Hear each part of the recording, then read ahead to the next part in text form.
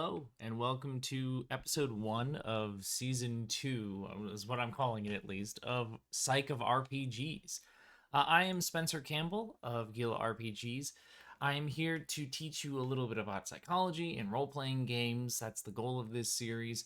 And we're diving into the first topic of the series, which is on the concept of cognitive load, complexity, and working memory, or basically all the heavy lifting that you do with your brain while you're playing role playing games.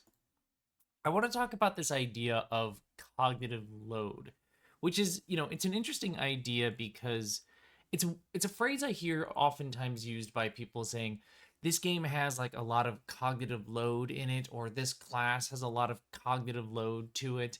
And what people are saying when they say something like there's a lot of cognitive load in this thing is that it's complex, right? That there's a lot that you have to think about, a lot of that you're going to have to carry, right? That's the name, cognitive load, thinking load, essentially, right?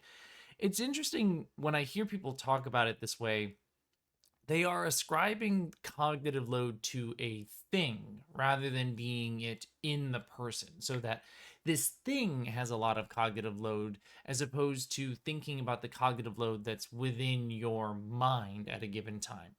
It's a common way that a lot of people talk about things. Essentially, though, when people use cognitive load that way, what they mean is complexity. And complexity is one of those things that we talk about all the time in role playing games and in psychology as a whole.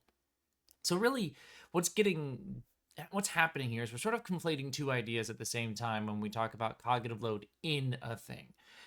We're talking about the complexity that is in the thing, and we're sort of mixing up the idea of working memory, which is the thing that's in the person. We'll come back to like cognitive load and in the person and working memory in just a little bit here, but I want to talk about the idea of like complexity in other games, right? This is one of my favorite games. It's Radlands.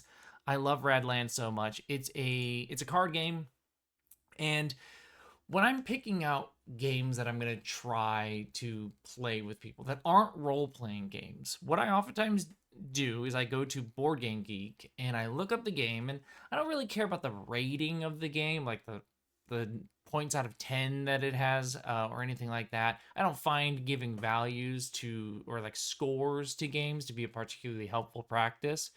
The thing that I do look at is that number that's in green just above my head, the thing that says weight. This is a game that weighs 2.26 out of 5.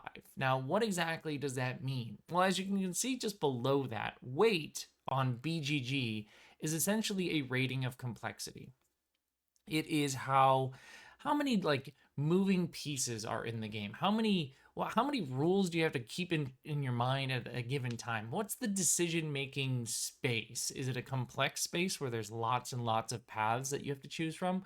Or is it relatively narrow that you're really kind of just making binary choices in various situations? How much agency do you have as a player? Is it something where you have sort of full control over everything? Is it like Candyland where you have no agency over anything and you don't really get to make many decisions? All of that culminates into this weight rating. And is it a perfect science? No. But I find this number to be really, really helpful. It helps me figure out which games that I want to try out. It helps me figure out which games I want to bring to other people. But this is with board games. That's how board games do it, or at least some people in the hobby space of board games talk about complexity. They use a word like weight. In role playing games, what we use oftentimes is the word crunch, right? How crunchy is the game that you're playing? Is it a rules light game, which oftentimes means it's a simple game or there's not a lot of rules to it? Or is it a crunchy game, a game that has maybe a lot of rules in it, or there's a lot of stuff going on at a given time? I like using words like light and crunchy and chewy and all these different words that we use to describe role playing games and the complexity within them. I think by and large, the kind of the two of the biggest things that factor into whether or not you think a game is crunchy or not are the amount of math that's going on and the rules that are going on. So, math, right? A lot of role playing games that have some sort of randomizer or rolling or numbers involved have some degree of math that's inside the game. The overall amount of math that you have to do in a given time and the complexity of that math are related to crunch. So, you might be in a situation where you have to do a lot of math. You are combining a bunch of different numbers together to create a target number, or you're figuring out all the different attributes and skills and how they combine together to create something that you get to do. There's a lot of numbers that you're moving around. Or it could just be simply the complexity of that math. Maybe you're not doing a lot with a lot of numbers, but what you are doing is relatively complex compared to maybe simple arithmetic, or even something even simpler, just picking out the highest value die in a big pile that you just rolled. That's really simple compared to adding anything or multiplying anything or anything like that. It's one reason a lot of people seem to like percentile systems, because percentile systems allow the individual to understand the odds that they're going to succeed at something because it's a percentile. You understand the percentage immediately. So that's one way that we think about crunch in role playing games, is sort of the math that's involved, the numbers. And then the other thing is just the rules, right? How many rules are there in the game in the first place, right? So comparing a simple one-page role-playing game against a game that's like a big hardcover book that's got 300 pages to it, those have a different number of rules to them, which means there are different levels of complexity in those two things. And even between those two things, it's not even just how many rules there are total in the game, but how many the number of rules you have to think about in a given scenario, right? How many edge cases are there? How many things do you have to get really specific about, and how many things can be more generalizable? The example I always think about when I think about number of rules and specificity of rules is I think about when I read Shadowrun years ago.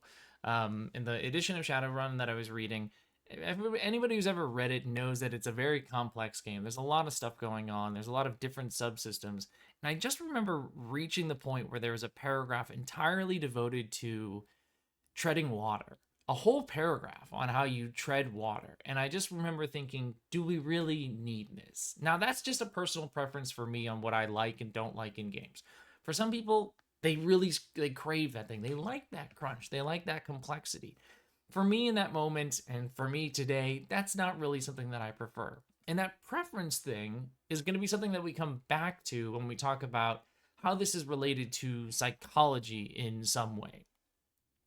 So it's this idea of like complexity is a varying thing in games. That's an important thing for us to keep in mind. That last point though, about like the number of rules that are in a game and the number of rules that you are keeping in your mind at a given time, that's what I want to talk about now. What we're really talking about when we're talking about something like cognitive load and the amount of stuff that you have to hold in your head at one time to play a game is this idea of working memory. Working memory is a great name because it is what your brain is actively working on in a given moment. It's what you're thinking about. If you are a computer person and you like analogies, here's an easy analogy to understand what working memory is. You've got different types of storage on your computer, right? You have the hard drive, which holds files permanently on your computer as long as you keep them there, and you can go pull them out and access them when you need them. You have RAM. RAM is that temporary memory. It's what your computer's actively working on. That's what our working memory is. It's the RAM of our brain, essentially. Working memory is another name for another concept called short-term memory. When you see short-term memory and working memory, they are essentially the same thing. Working memory is the preferred term in cognitive psychology because it better represents what that memory structure is doing. And also because short-term memory is one of those terms that I have heard just like, it gets misused all the time. And it's not anybody's fault. They just don't know what the difference is between short-term and long-term memory. I hear oftentimes somebody say something like, I don't remember what I had for breakfast yesterday. My short-term memory is so bad. Or even, I don't remember what I had for breakfast today. My short-term memory is so bad. And the thing is, what you've just described is long-term memory. Anything that goes beyond a very narrow window of time is your long term memory. Short term memory truly is what you are actively thinking about in a given moment. All right, so keep that in mind. Whenever we talk about the idea of working memory, we talk about it in terms of its limitations. The two most important limitations of working memory are the capacity. So, how much stuff can you hold in your brain at a given time? Think about the games that you've played. How much stuff are you thinking about at a given time? And then time. How long do you get to hold on to this stuff? How short actually is short term memory? Like I just gave the example before, is it something a few hours ago, like breakfast? Is it yesterday? Or is it even shorter than that? Well, it is shorter than that. The thing that we're going to mostly focus out on today is the idea of capacity. So let's just get the time thing out of the way. Short-term memory is about 30 to 60 seconds. That's your real short-term memory. It's what your brain is actively thinking about in a moment. Now, does that mean the second you think about something, you've got 30 seconds to think about it before it goes away? No. That 30 to 60 second timer starts essentially once you stop thinking about a thing. Once you've stopped thinking about a thing, it starts to go away. Your brain starts to no longer be using it. And so it starts to essentially fade out of your mind. You can hold things indefinitely in your short term memory as long as you keep rehearsing them. You keep thinking about them over and over and over again. The problem is, you're eventually going to have to think about something else. You're going to get distracted by the world around you. You're going to sleep. And the second you do any of those things, the timer starts. And that's when whatever you had inside your head in your working memory at that time is going to eventually go away. So when I hear people say, "Oh, I don't remember what I had for breakfast this morning," unless breakfast happened 30 seconds ago, that's your long-term memory. That's the stuff that happened, or at least in the time scale of how your brain thinks, a long time ago. So let's instead focus on the idea of capacity. How much stuff can you hold? Because that's more relevant, I think, to the idea of complexity or the complexity of games. Certainly the time component matters in that, sometimes you have to make fast decisions in a role-playing game, but oftentimes we have the luxury to think about things for as long as we need in our games. And so let's kind of put time aside and think about stuff. How much stuff is going on? There's this number, Miller's magic number, because a researcher named Miller in the 50s essentially figured out that the capacity of our short-term memory or working memory is about 7 items, plus or minus 2, which means the average person can hold about 5 to 9 unique pieces of information in their working memory at a given time. And you might be thinking 5 to 9 does not sound like a lot of information. It doesn't sound like a lot. And you probably are telling yourself, I'm pretty sure I can do more. 2 things to note about that. 1, Miller's magic number is an average. It's not a hard and fast limitation. It doesn't say that you must at minimum remember 5 things and maximum remember 9 things. It's just that's the typical range that we see in people. And 2, you're absolutely right. You can remember more than 9 things. What's a great example of this? A phone number, at least a phone number in the United States. That's the example that I'm going to use. We use this thing called chunking. I don't like the name, but it's a helpful phrase. Chunking is when we combine small pieces of information to make singular, bigger pieces or units of information in our head.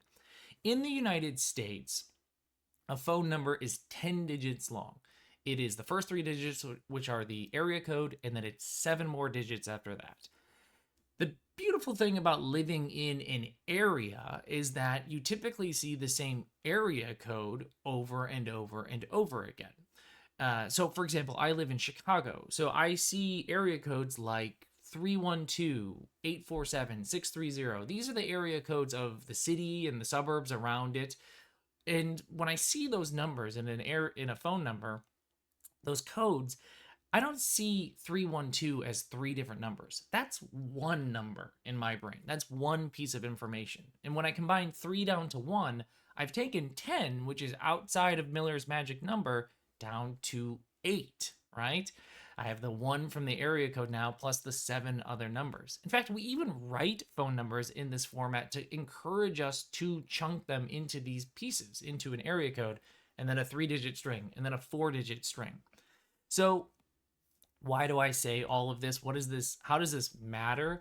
Well, let's think about how this is related to role playing games. How much information are players thinking about in a given period of time, right? Well, it depends on the game, right? It goes back to that complexity thing. It depends on the amount of rules that are in the game. It depends on the number of rules that are required in the scenario. For example, there are some situations in which a game has very few rules that are being called upon because maybe it's just not a part of the game that has a lot of support structure to it. And then there's another part of the game that has a lot of rules involved with it. The classic example would be something like Dungeons and Dragons. Dungeons and Dragons has lots and lots of rules and support for combat, for fighting things. And so when you are thinking about all the different things that are in a fight in D&D, you've got a lot of information. Distances from characters, the weapon, the amount of health that you have, the amount of health that other things have, the amount of damage that you can complete. If you got spells, good luck thinking about all those spell slots that you have, items that you're carrying. There's a lot that's going on, and you have to also be thinking about all the rules that are like activated because you were in combat mode. But when you're not in combat mode, there's not a lot of support, first of all, in the game for that. But then, second of all, there's not nearly as many rules that are relevant. And so your working memory capacity isn't being pushed. Or to go back to the word we talked about in the beginning, there's a light cognitive load to the game when we are in that sort of social or exploration phase of something like D&D. The other thing to note about these numbers that I've been using and working memory in general is that, again, they are averages. They're not hard and fast rules, and working memory capacity is going to vary greatly between people.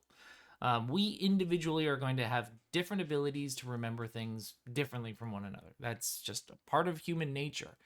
The cool thing about working memory, though, and working memory capacity is that it is kind of like a muscle in that you can work it out. You can improve working memory capacity. You can train yourself to get better at it. So that's a nice thing. You know, if you feel like you are struggling to hold on to a lot of information, there are ways that you can improve that. I'm not saying it's a guarantee that everyone will have infinite memories or anything like that, but we can learn to improve ourselves, and we can also use different things to cheat working memory, like that chunking thing that I just talked about. The other thing to keep in mind when we're talking about complexity and working memory is ultimately people are going to have different preferences in their games. Some people are just going to like certain games more than others, and we might now start to have an understanding or an appreciation of why that might be the case. It might be the case that the people who like crunchier games have larger working memory capacities, that their brains thrive in those situations, that they don't have the same struggles. Like me, I don't have great working memory capacity. I don't like holding a lot of information inside my head. In fact, I struggle to do it oftentimes. And so I shy away from those more complex games because I just know that, yeah, I could probably try to struggle my way through it, but my brain just doesn't work that way. And so I have a natural inclination to prefer games that are going to be lighter as a result. How can we directly think about working memory in role playing games? I gave the one example of sort of the two different modes of play in D&D. But let's just kind of consider some other things. Like theater of the mind combat in role playing games is a massive tax on your working memory, right? Theater of the mind, I'm guilty of this. I use it in a lot of my games, and it's that idea where we're not going to use a physical representation of the battle that's taking place. There's no map, there's no grid, we're not measuring distances, we're not using miniatures or tokens. It's in our minds, hence theater of the mind. And the thing is, we're all, as we just learned, very different from our ability to hold information in our heads from one another. So even if I, as the GM, continue to describe the same scene to my players over and over and over again, they are naturally going to be imagining different things in their heads. Not only because that's just how we think about things, so you and I aren't going to imagine things the exact same way, but also we have different limitations with what we can hold inside our heads. And if we start to create immensely complex fights for people and put them in a theater of the mind scenario, we might find those individuals who struggle with working memory capacity shutting down or just kind of disengaging from the combat in the first place, or, you know, very fairly asking a lot of questions to kind of clarify what's exactly going on. The other example, kind of similar to what I talked about earlier with the Shadowrun example and D&D, games where you've got like a lot of stats, a lot of different things that you have to track at the same time, or where you have to activate a number of edge case rules that aren't normally active in your brain while you're playing the game, but suddenly you're in a scenario where there's just more rules involved than there were before. Those are going to be scenarios where the working memory capacity of our players is going to get taxed.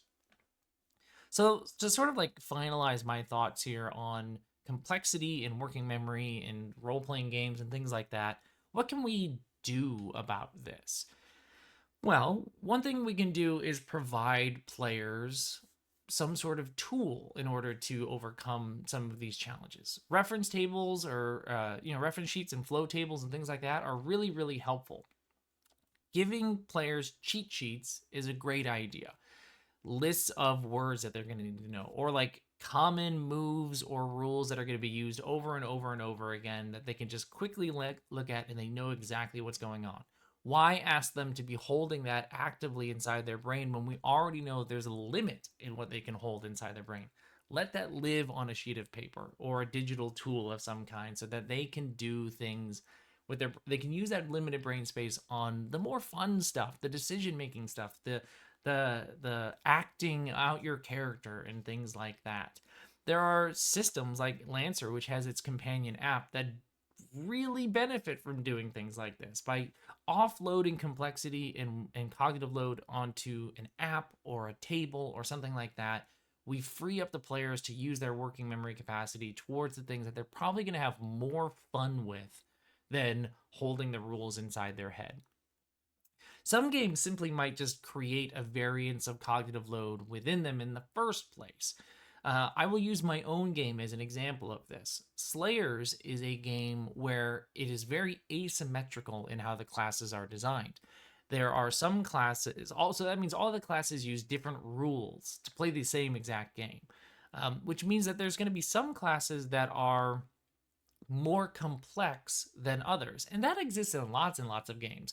I just really leaned into it with Slayers because I leaned into that asymmetry, which really freed me up to create a game that would allow people with different preferences for crunch and working memory capacity being taxed and things like that to sit down and play the same game, as opposed to needing to make some sort of compromise of finding a game that somehow either fits everybody's preferences or is some sort of weird, like, average of the complexity that the group is looking for.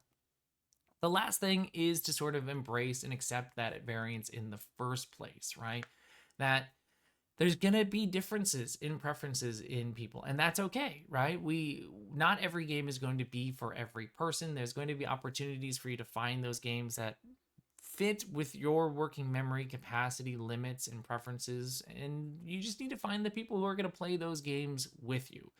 If those people want to play other games and you still want to play with them, do the stuff that I talked about earlier. Use the companion apps, use tools, offload all of that stuff onto a screen or a piece of paper or something like that so that you can focus in on what makes the game fun. So, to wrap up here, complexity, cognitive load, working memory, they're all the same in that people talk about them as if they're the same thing, but they are different. And I hopefully have a slightly better appreciation about how those three things are different from one another. Working memory is a thing that exists inside all of us and it varies inside all of us. And that's okay. That's cool. It's also one of those things that has limits to it, but we can cheat those limits, right? We talked about how you can personally cheat it by things like chunking, and simply just working out that muscle in your head, but also using game tech in order to cheat that. Using those flow tables, reference sheets, companion apps, anything like that to let other things take care of the thinking for you. So that wraps up this first episode of our next season of Psych of RPGs. I had a lot of fun talking about working memory and complexity. I hope you enjoyed it. What do you want to see next? What are some topics that are interesting to you in psychology, or some games that you think might really lend themselves to a conversation? Or if you have some ideas about games that do this stuff really well or not so well, shout that stuff out so that maybe we can highlight that stuff later on. I'll talk to you until next time. Bye.